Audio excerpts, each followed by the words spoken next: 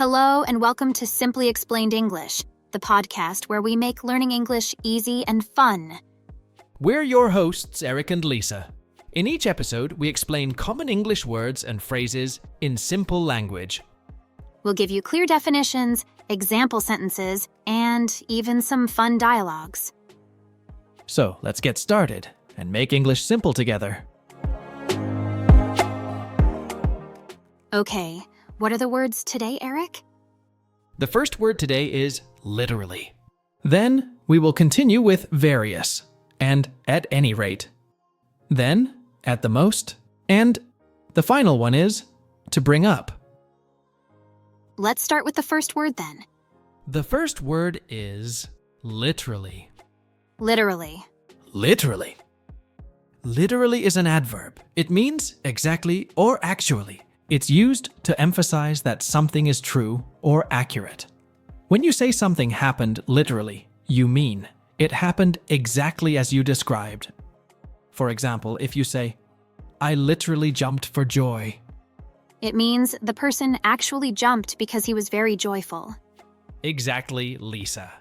Here's another example. She was literally on cloud nine after receiving the good news. It means that she was extremely happy and excited as if she were actually on cloud nine, which is an imaginary place of happiness. She literally ran to the store to buy some milk. It means that she actually ran to the store, not just walked quickly. Great explanations, Lisa. Thank you, Eric. Okay, now, let's give a sample dialogue using the word. Imagine two friends, Alex and Mia, talking about their weekend.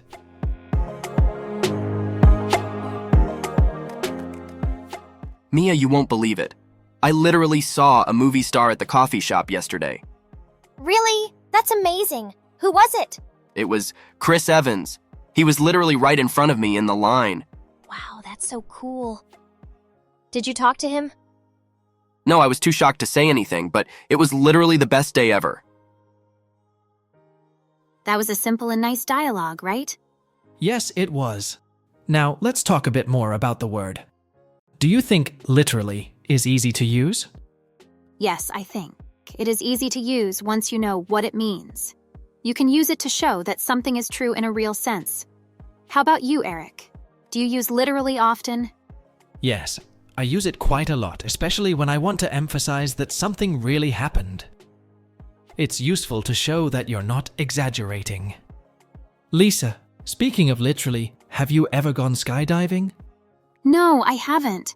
I'm literally too scared to try it. How about you, Eric? I haven't either, but it's definitely on my bucket list. It must be very exciting, I can imagine. I bet, but I think I'll stick to keeping my feet on the ground for now. That's fair. Maybe we should try something a little less extreme? Maybe? All right. We'll find something a little more low-key for our next adventure. Sounds good to me. Thank you for understanding it. And that's all for the word. Let's continue with the next word. The next word is various. Various. Various. Various means many different kinds. We use it to talk about more than one kind of thing. That's right. Various is an adjective, and we use it before a noun.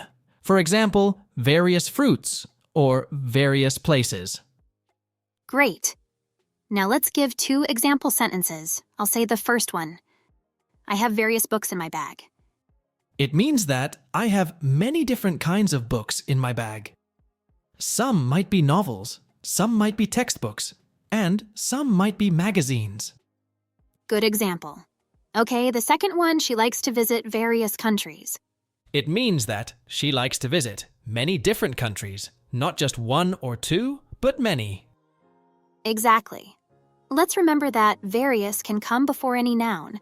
It helps us talk about more than one kind of thing. Yes, Lisa.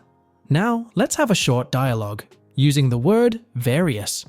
Sure. Hi, Mary. What did you do over the weekend? Hi, John. I did various activities. I went hiking, read a book, and cooked a new recipe. That sounds fun. I also did various things, such as playing soccer. watching a movie, and visiting my grandparents. Wow, John, we both had busy weekends with various activities. Yes, we did. Nice dialogue. Eric, why do you think it's important to use words like various? Using words like various helps us be more specific. Instead of saying many or different, we can use various to show that there are different kinds of things. That's a good point. It makes our sentences more interesting and clear. For example, when I said I did various activities, you knew I did more than one kind of thing. Yes, and in the dialogue we saw how various helped us explain our weekends better. Instead of listing every single activity, we used various to summarize them. Exactly. It's a useful word for summarizing and giving more details without being too long. Do you have any other tips for using various? Just remember that various is used with plural nouns. We don't say various thing. We say various things. Good tip. And it's also important to use it in the right context, like when talking about different kinds of something. Yes, context is important. Well, that's all for today's word, various. We hope it's clear. Okay, the next word is at any rate. At any rate? At any rate. So, at any rate means whatever happens or anyway. It's used to show that something is true or will happen no matter what else happens. Yes, that's right. Now, let's give some example sentences to help understand the word better. The weather is not great, but at any rate, we will go to the park. It means that even though the weather is not good, we will still go to the park. Exactly. Here is the second one. He didn't finish his homework, but at any rate, he went to the class. It means that he went to the class even though he didn't finish his homework. Perfect. Now, let's explain a bit about the grammar. At any rate is an idiom. You can use it in any part of the sentence, usually at the beginning or the end. Yes, it's quite flexible. Shall we give them an example dialogue using at any rate? Sure. Let's set the scene. Two friends, John and Maria, are talking about their plans for the weekend. Sounds good.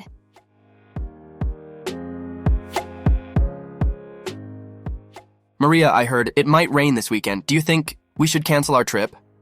I don't think so, John. At any rate, we can bring umbrellas. That's true. We have been planning this trip for a long time. At any rate, we should go and have fun. Exactly. Rain or shine, we will enjoy our time. That was a simple dialogue, right? Yes, it was. Lisa, do you think at any rate is easy to use? Yes, I think it is easy to use once you know what it means. You can use it to show that something will happen, no matter what. How about you, Eric? Do you use at any rate often? Yes, I use it quite a lot, especially when making plans. It's useful when you want to show determination or certainty. That's true. Do you remember any funny situations where you use this phrase? Yes, once I was planning a picnic with friends. The weather was terrible, but I said, at any rate, we are having this picnic.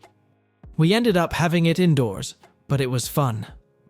That's a good example. It shows that at any rate can be used in different situations, right? Exactly.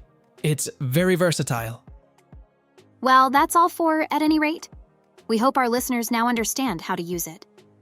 I hope so. Practice using at any rate in your conversations this week. Let's move on to our next word. What's the next word, Eric? The next word is at the most. At the most. At the most. It's a phrase we use when we want to talk about the maximum possible amount or number. Imagine you're planning a trip and you say, we'll need 2 suitcases at the most. That means you won't need more than 2 suitcases, maybe even just 1. Ah, got it. So it's about setting an upper limit. But can you give us an example sentence? Sure. Let's say you're organizing a small party at your place. You might tell your friend, we're expecting 10 guests at the most. It means you don't expect more than 10 people to show up. Perfect. And how about explaining the example sentence?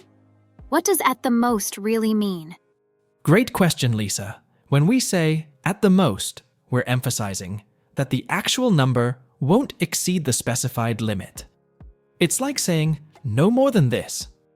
So, in our example, 10 guests at the most means no more than 10, maybe even fewer. I see, it's like putting a limit on things. But what if someone says, I'll be there in 20 minutes at the most?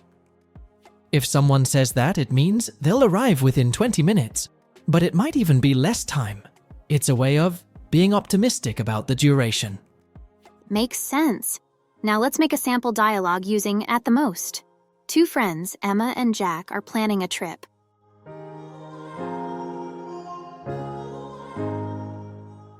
How long do you think the trip to the beach will take? It should take 2 hours at the most. That's not too bad. And how much money should we bring?